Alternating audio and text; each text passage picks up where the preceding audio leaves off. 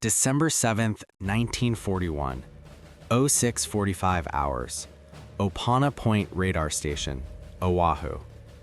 The shock is cold, a concrete blockhouse on the northern tip of the island, smelling of damp earth, hot vacuum tubes, and stale coffee. Outside, the pre-dawn is a deep, velvety blue, the stars beginning to fade over the endless Pacific.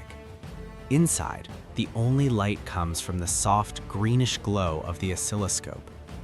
Private Joseph Lockard's eyes are heavy. He's been on watch for 5 hours, monitoring the SCR-270B, a new, mysterious machine the Army calls radar. Its giant, 60-foot wooden antenna rotates slowly outside, a silent sentinel scanning the emptiness. For weeks, it's been a boring exercise in watching nothing. Blips from friendly patrol planes, static, maybe a ship, a technician's chore. The speaker crackles with the steady, rhythmic ping, ping, ping of the beams sweeping the void. Lockard watches the thin green line paint its circle on the glass. Nothing. Nothing. He sips his coffee. It's bitter and cold. Then, at the extreme edge of the scope, 137 miles out, a tiny pulse of light appears. A blip, larger than any he's ever seen. He leans forward, adjusting a dial. The blip doesn't fade, it grows. It solidifies. "George," he says, his voice quiet in the humming shock. "Take a look at this." Private George Elliott, newer to the equipment, shuffles over. He stares at the scope. The blip is now a thick, pulsing smear of green light, creeping steadily inward from the north-northwest. It's not a single contact. It's a massive, unified cluster, an echo of something huge. "What in the world?" Elliott mutters. They check the connections. They recalibrate. The blip remains, unmistakable, advancing. 130 miles, 125. Lockard feels a knot tighten in his stomach. This isn't a scheduled flight. The board lists nothing. No B-17s from the States, no naval patrols from this vector. Just empty ocean. Protocol is clear. For something this significant, they call the information center at Fort Shafter. Lockard picks up the field telephone, the cord stiff and cold in his hand. The ring on the other end seems to last forever. At Fort Shafter, the information center is a study in Sunday morning lethargy. The plotting room is half-staffed. A single officer, Lieutenant Kermit Tyler, is on duty, along with a few enlisted men. Tyler is an Air Corps pilot, not a radar specialist. He's here because someone has to be. He's thinking about his breakfast, about getting off shift. The jangle jangles. He picks it up. Lockard's voice, tense with controlled urgency, comes through the line. "Sir, this is Opana Point. We have a large, unidentified aerial contact, bearing 005 degrees, range 125 miles and closing. Size indicates a very large formation." Tyler processes this. A large formation from the north? He runs through the mental checklist. The carriers Enterprise and Lexington are out. The only expected aircraft are a flight of B-17 Flying Fortresses due in from California around 8 o'clock. They'll be coming from the east, not the north. He remembers the briefings, the whispers about secret long-range navigation exercises. He remembers a commander joking about how the pilots from the mainland sometimes got lost, coming in from all points of the compass. He thinks of the clumsy, navigationally challenged Air Corps. The blip on Lockard's scope is 120 miles out now, a solid wall of green light inching towards the center of the screen. A formation of perhaps 50 aircraft, moving with a purpose that feels utterly wrong in the pit of Lockard's gut. Tyler makes a decision, a logical one, a catastrophic one. His voice comes back over the line, calm, dismissive, tinged with the mild annoyance of a man interrupted. "Well, don't worry about it, son." There's a pause. Lockard can hear the ping, ping, ping in his headset, a metronome counting down to something unknown. Tyler finishes his thought. "It's probably just a flight of B-17s from the mainland. We get them all the time." He hangs up. In the shock at Opana Point, the click of the disconnected line is louder than any explosion. Joseph Lockard lowers the receiver. He looks at George Elliot. He looks back at the scope. The massive, undeniable blip is now 115 miles out, closing at 180 miles per hour. He has just been told by an officer to ignore the largest thing he has ever seen on this machine, a machine designed specifically to see the unseen. Do you trust the machine in front of your eyes or the calm, authoritative voice on the telephone? The protocol has been followed, the alarm has been sounded, and it has been switched off. So they watch. They track it meticulously because it's their job. They plot its progress, 100 miles, 90 miles, 80 miles. The blip consumes a quarter of the scope. It is no longer a mystery. It is a fact moving directly for the heart of the island, for Pearl Harbor. At 7:20, as the first brilliant rays of sun break over the Pacific horizon, the blip begins to break up on their screen. It doesn't fade, it fragments into smaller individual contacts as the massive formation spreads out, preparing its final approach. The swarm is dispersing. It is no longer a single threat on a screen. It is now dozens of individual threats disappearing into the ground clutter of the island itself, vanishing from the technological eye just as it enters the range of the human eye. The oscilloscope goes quiet. The line sweeps an empty arc. The sky outside is turning a beautiful, clearless gold. Joseph Lockard takes off his headset. The silence in the shock is absolute. He has done his duty. He has reported the largest radar contact of the young technology's history, and the world has told him it was a flock of birds.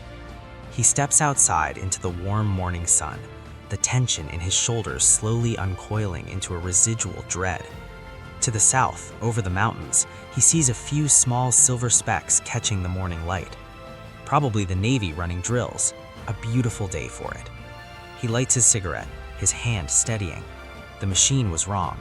The officer was right. It was nothing. At that exact moment, 200 miles to the south, aboard the Japanese flagship Akagi, Commander Mitsuo Fuchida, leader of the first strike wave, leans into his cockpit microphone. He hears the radio beam from Honolulu playing quiet music. The signal is clear. The path is open. He takes a deep breath and shouts the command that had been years in the making. Tora, Tora, Tora. The first wave of 183 aircraft, Kate torpedo bombers, Val dive bombers, Zero fighters, pushed over into their attack dives. Their engines scream unchallenged towards the unsuspecting harbor. But on the ground, at a place called Bellows Field, there was one man who wasn't unsuspecting. A young pilot named George Welch was finishing a game of poker. He heard a strange, growing sound in the distance, not the familiar, deep-throated growl of a B-17 or a sputtering putter of a training plane. This was a higher pitch, a whining, shrieking chorus of it, hundreds of engines descending from the northeast. He squinted, shielding his eyes from the low golden sun. Then he saw the sun glint not on one wing, but on dozens, a swarm of silver insects moving with a terrible geometric purpose. They weren't in a holding pattern. They were in attack formation. And as the first group peeled away, he saw the markings on the wings and fuselages. Red circles, not a white star of the United States. His mind, fogged with sleep and scotch, refused the image. It was a drill, an incredibly realistic, incredibly insulting drill by the Navy. They were painting rising suns on their planes for a war game on a Sunday? The first bomb fell on Wheeler Field, 3 miles away. The explosion was a dull crump that vibrated through the soles of his shoes. Not a practice bomb. Practice bombs don't send a black pillar of smoke laced with fire boiling into a perfect blue sky. A second later, the sound reached him, a physical wave of pressure that popped his ears. Chaos was not instantaneous. It was a wave spreading from that first point of impact at the speed of sound. At Hickam Field, men in their sweatshirts and khakis were walking to the mess hall for pancakes. The first strafing round came so low they could see the pilots' faces. The .30 caliber rounds from Zero fighters walked across the tarmac, sparking off concrete, punching through aluminum fuselages and tearing through the lines of men. For a full 3 seconds, there was only the sound of the engines and the weird zip crack of bullets. Then the screaming started. But it was at Pearl Harbor itself where the ordinary morning met the impossible head-on. Aboard the USS Arizona, Marine Private James Anderson was on deck, enjoying the breeze. The smell of coffee, baking, and paint hung in the air. The ship was at Condition X, a light readiness state. Most of her anti-aircraft guns were unmanned, their ammunition locked securely in storage below, a peacetime precaution against accidents. He watched the first planes dive near the seaplane hangars on Ford Island. Navy pilots, he thought with a grin, hot-dogging it on a Sunday. Some admiral's gonna have their hides. Then he saw the dark, finned object detach from the first plane. It fell with a strange, lazy slowness. It wasn't a dummy. It was a naval bomb, an 800-pound converted armor-piercing shell dropped from a high-level Kate bomber. It missed the hangar. It disappeared behind the structure. The explosion was not just a sound. It was a rearrangement of the world. A sheet of flame and debris erupted. The concussive thump hit Anderson in the chest. Alarms began to wail, the shrill electric scream of general quarters. Over the ship's loudspeaker, a voice, trying to be calm but crocking with urgency, boomed, "All hands, general quarters. This is not a drill. All hands, general quarters." The words, "This is not a drill," hung in the smoky air. They were a key turning a lock. A lifetime of training, of discipline, clicked into a new, horrific reality. Men who had been sleeping, shaving, reading letters were now sprinting barefoot across decks that were beginning to rain with shell fragments and machine gun fire from a second wave of strafing Zeros. On the bridge of the USS Nevada, the band was assembling for the morning colors ceremony. The musicians in their crisp whites held their instruments. They saw the flames at Ford Island. They heard the explosions. They saw the planes with the red circles banking for another run. The bandmaster, without a word, raised his baton. As the first bombs fell around Battleship Row, the opening notes of the Star-Spangled Banner rang out, shaky but clear across the inferno. This was the surreal, heartbreaking pivot, the desperate, instinctual grasp for normalcy in the face of the apocalyptic. Playing the anthem, trying to follow peacetime protocol while the sky rained fire. The cognitive dissonance was a physical pain. Your eyes showed you war. Your mind, conditioned by years of peace, insisted it was a mistake. And then, at 0806, the mistake ended. A single Kate bomber, piloted by Lieutenant Commander Tadashi Kasumi, broke through a thin veil of black smoke. It was targeting Battleship Row. Its payload was not a torpedo, but another one of those massive armor-piercing bombs. The bomb bay doors yawned open. The bomb dropped. Aboard the Arizona, Private Anderson felt the ship shudder from a near miss astern. He was running now towards his battle station. He looked up. He saw the bomb falling. It seemed to be coming directly for him. It passed through the foremast. It vanished. There was a nanosecond of silence. Then the forward magazines of the USS Arizona detonated. The explosion was cataclysmic. It wasn't an event on the ship. It was the end of the ship as a coherent entity. Over 900 tons of gunpowder and high explosive shells ignited in a microsecond. The forward third of the 33,000-ton battleship was lifted out of the water. The hull split like a rotten log.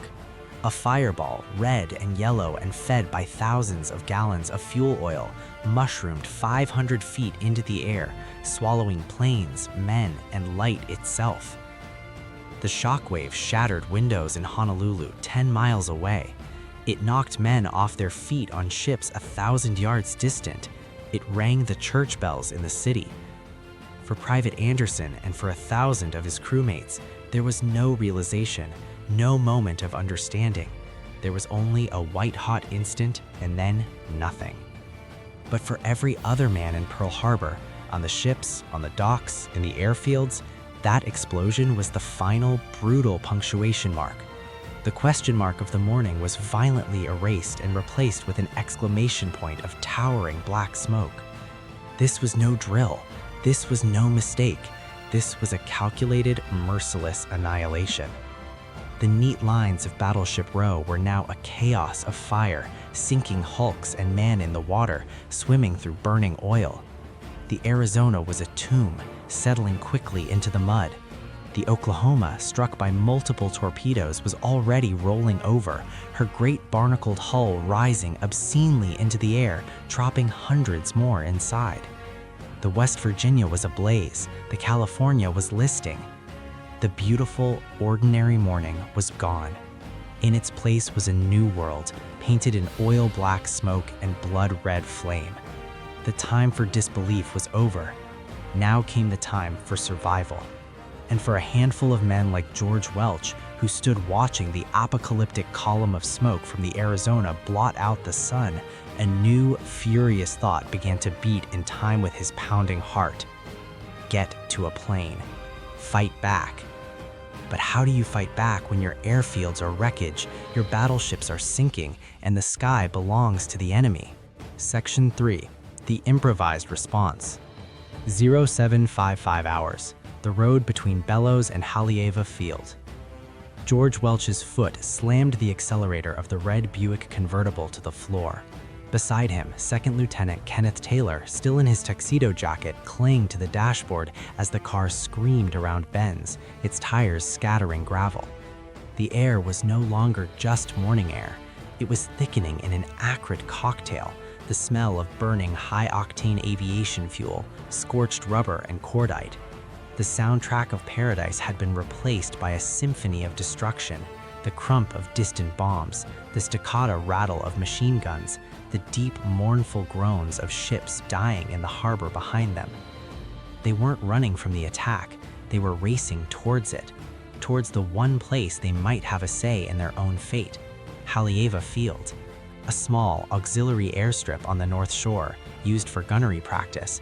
It was obscure, hopefully overlooked by the Japanese strike planners. Their P-40 Warhawks were there. "They'll be gone," Taylor yelled over the wind and the noise. "Then we die at our planes," Welch shouted back. His mind was a single white-hot point of focus. The shock had been insurrected by a primal rage. The insult of it, the violation, to be caught like this on a Sunday morning in pajamas and party clothes. Every instinct as a pilot, a fighter, screamed against the passivity of being a target. He needed to be in the air. He needed to see the face of the man doing this. At Haleiwa, the scene was surreal tranquility. The strip was untouched. A few ground crewmen stood, confused, looking south at the pillars of smoke. Welch and Taylor skidded to a halt, sprinting for their parked P-40s. The aircraft were not armed. They were not fueled for combat. They were in a state of peacetime repose. "Arm them," Welch barked at a ground chief whose face was pale with disbelief. "Now! Everything you've got!" There was no time for pre-flight checks, no time for formalities. Ground crews acting on pure adrenaline dragged .50 caliber ammunition belts from the lockers. They fumbled with the panels on the wings. The heavy, linked brass cartridges fed into the mechanisms with a series of solid metallic chunks. The men worked with trembling hands, the urgency communicating itself without words. Fuel trucks pulled up, not waiting for authorization, pumping high-octane gas until it spilled from the filler necks. Welch hauled himself into the cockpit. The leather seat was cool. The familiar smell of oil, metal, and stale sweat hit him. He connected his radio cord, his parachute harness. He ignored the checklist. His hands moved by rote, flipping switches, priming the engine. The big Allison V-12 coughed, belched a cloud of blue smoke, and roared to life. The propeller became a blurred disc. He looked over at Taylor, already rolling. No tower clearance, no plan, just a vector, south, towards the smoke. As his wheels left the ground, Welch felt the change. The helpless, ground-bound fury evaporated, replaced by the cool, clarifying flow of altitude. He was in his element, but the element was poisoned. The sky, his sky, was full of hostiles. He and Taylor were two unproven lieutenants in obsolescent fighters climbing into a meat grinder. They reached 5,000 feet over the middle of the island, and the scale of it, the panoramic horror, hit them like a physical blow. Pearl Harbor was a vision of hell. Battleship Row was a line of funeral pyres. The Arizona was a torch, the Oklahoma a turtle on its back. The entire harbor was shrouded in a greasy black pall, and above it, swarming like insects around a carcass, were the Japanese planes, dozens of them, maybe 100. Second wave, high-level bombers, dive bombers, fighters, a coordinated, disciplined armada in the airspace of the United States Navy. For a second, the sheer audacity of what they were about to do froze them. They were two. Then Welch saw a formation of 6 aircraft below them heading away from the harbor, northeast. Their silhouette was wrong. Twin tails, Aichi D-3A Val dive bombers, their fixed landing gear making them look like predatory insects. They were low, slow, probably heading back to their carriers, their bombs gone. "Kenny, 10 o'clock low." Taylor's voice crackled in his headset. "I see him." It wasn't a dogfight, it was an interception, an ambush.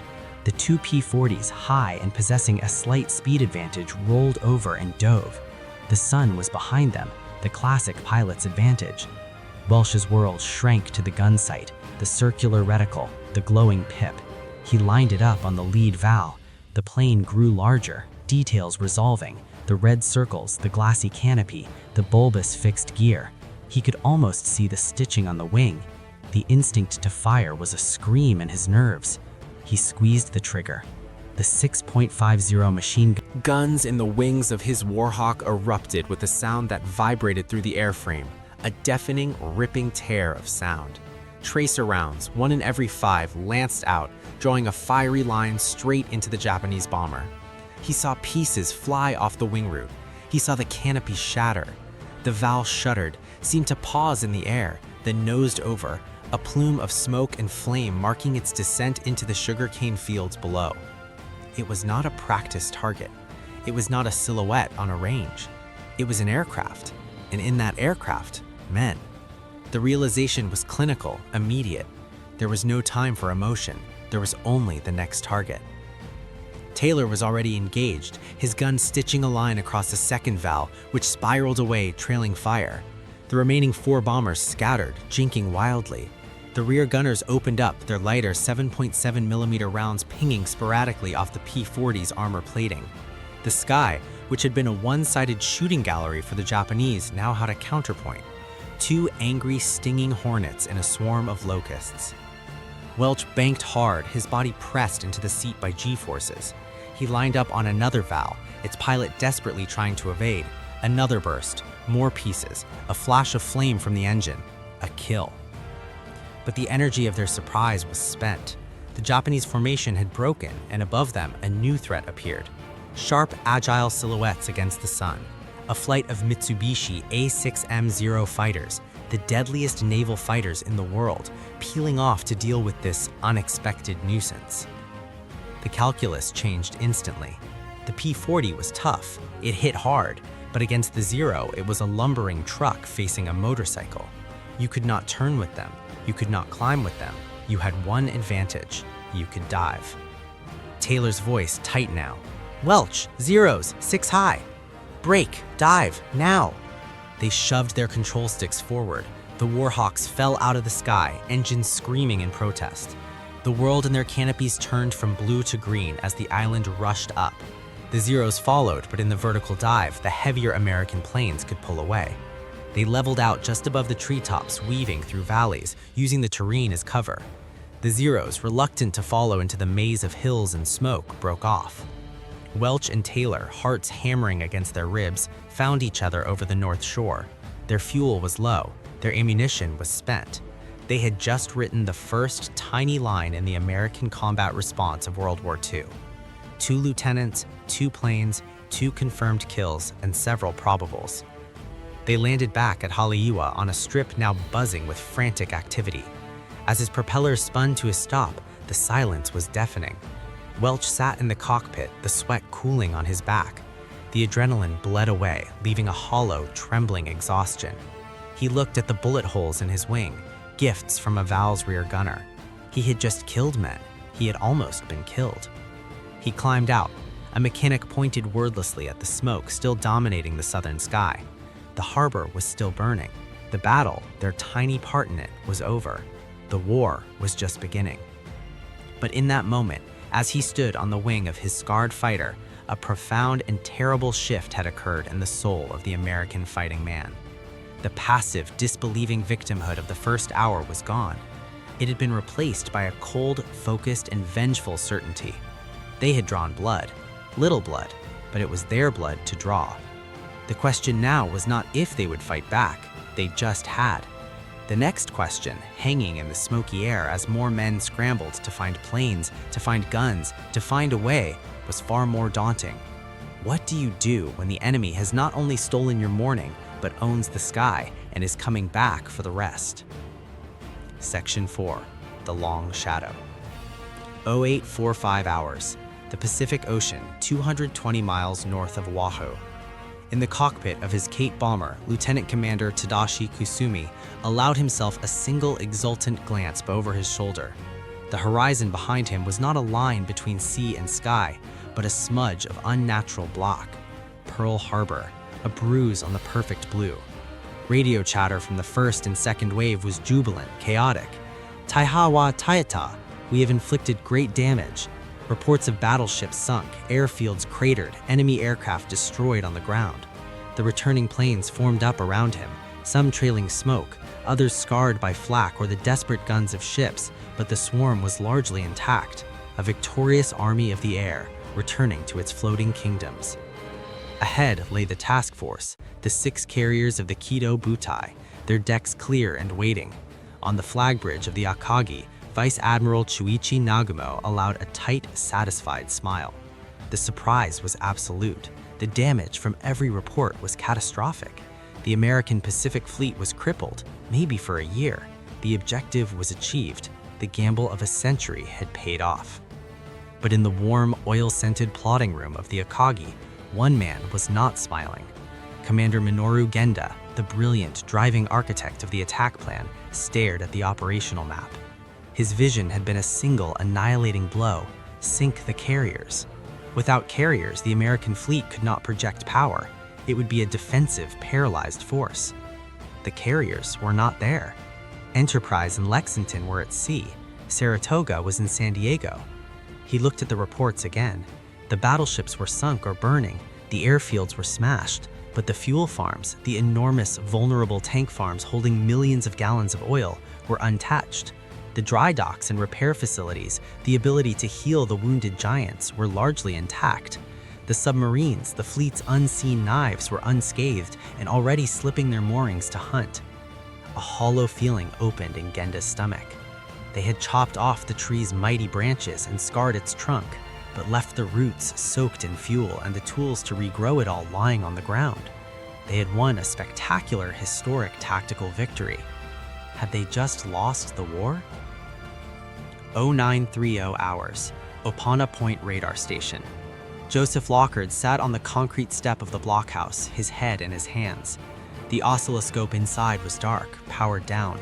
The giant antenna stood silent against a sky now stained with drifting filth. He could still hear the ping, ping, ping in his skull. He could see the blip, that monstrous, beautiful, terrifying blip crawling across the green glass. He was right. The machine was right. And because a weary lieutenant in a half-staffed room made a logical, catastrophic assumption, the alarm had died on the vine. The guilt was not a sharp pain. It was a heavy, cold weight settling into his bones. It was the unbearable clarity of hindsight. What if I had insisted? What if I had called back? What if I had disobeyed and phoned Hickam directly?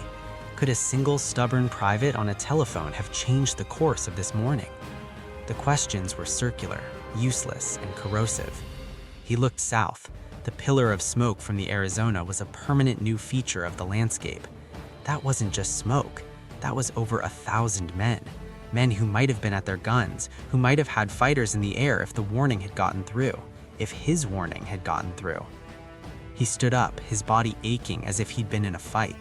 The war was no longer an abstract concept about distant nations. It was here. It was the taste of ash on the wind. It was the echo of a radar ping that would haunt him for the rest of his life. He had been the first American to see the enemy coming, and he had been told he was looking at birds. 1000 hours, Pearl Harbor, Southeast Lock. The water was warm, and it was on fire. A sick, surreal layer of burning fuel oil spilled from the shattered battleships crawled across the surface of the harbor. Men swam through it, or tried to. Those who weren't pulled into rescue boats succumbed to the smoke or the flames.